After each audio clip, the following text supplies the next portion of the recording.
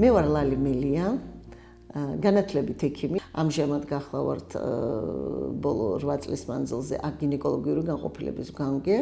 ამავე დროს ვარ TSUS და ევროპის უნივერსიტეტის პროფესორი, ვასწავლე მეანობა გინეკოლოგიას. ჩემ ოჯახში ექიმები არ იყვნენ. არც დედა, არც მამა ექიმები არ არიან და როდესაც გადაწყვეტილების მიღებამდე მივიდა საქმე, მე უკვე აბსოლუტურად ზუსტად ვიცოდი, რომ უნდა გავხდე ექიმი და ამ ჩემ გადაწყვეტილების მიღებაში მიიღო მონაწილეობა მამაჩემის ძალიან ახლო მეგობარმა, იყო ასეთი სოხუმელი იურა ბელქანია. მოგეხსენებთ, მე სოხუმელი ვარ და სოხუმში იყო ასეთი ძალიან საინტერესო ინსტიტუტი ექსპერიმენტალური პათოლოგიის და თერაპიის, ერთ-ერთი მოწინავე სამეცნიერო დაწესებულება, სადაც რეალურად ტარდებოდა უამრავი ძალიან საინტერესო სამედიცინო კვლევები. იმდენად საინტერესოდ მომიყვა ეს ყველაფერი და იმდენად მომინდა, რომ მეც გავხდე რაღაცა თანამონაწილე ამ პროცესების და მეც გავხდე ექიმი. ზუსტად ვიცოდი, რომ ექიმობა მინდა. და მე უკვე უშუალოდ კიდე ინსტიტუტში სანამ ჩავაბარებდი, მოხდი სამშობიარო სახლში.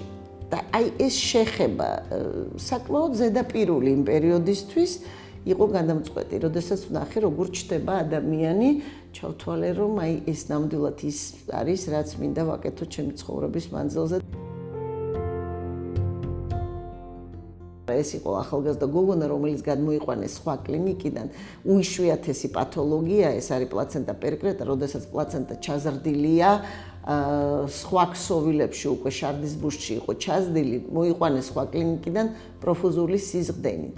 ნამდვილად ისეთი მოცულობის სისხლის დანაკარგი მე ადრე არ მინახავს, უბრალოდ აი ჩვენთვისაც მიუხედავად იმისა, რომ ხშირია ასეთი შემთხვევები, აი იშვიათად მინახავს ესეთი გართულებული кейსი. ყველამ ერთ გუნდად, ერთ ორკესტრად იმუშავა და ეს გოგო გადარჩა და დღესაც მოდის იმ თავის ქირურგიული ჩარევის დღეს, როგორც დაბადების დღეზე.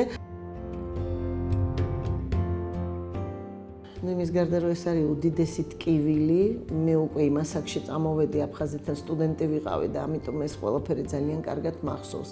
ნებისმიერი ადამიანი, რომელიც ჩამოდის აფხაზეთიდან, არ აქვს მნიშვნელობა. იმდენად მწყურია მაგათთან ურთიერთობა და ისე მსიამოვნებს ის აფხაზური კილოც, როდესაც იწყებენ საუბარს, იმდენად აი ეფერება ყურს და ისე მენატრება, რომ ძალიან რთულია გადავამეტო, რამდენად მიხარია, როცა ვინმე ჩამოდის და ჭირდება ჩვენი დახმარება. მიუხედავად იმისა, რომ მანძილია, მიუხედავად იმისა, რომ სხვადასხვა შეხედულება გქონდა ძალიან ბევრ პრობლემაზე, ყოველთვის პოულობდით საერთო ენას და რა თქმა უნდა ჩვენ უყურებთ მაგათ როგორც პაციენტებს და ვცდილობთ დავეხმაროთ, მაგრამ ნამდვილად ვერ ვიტყვი, რომ უმადური ვინმე წასულა.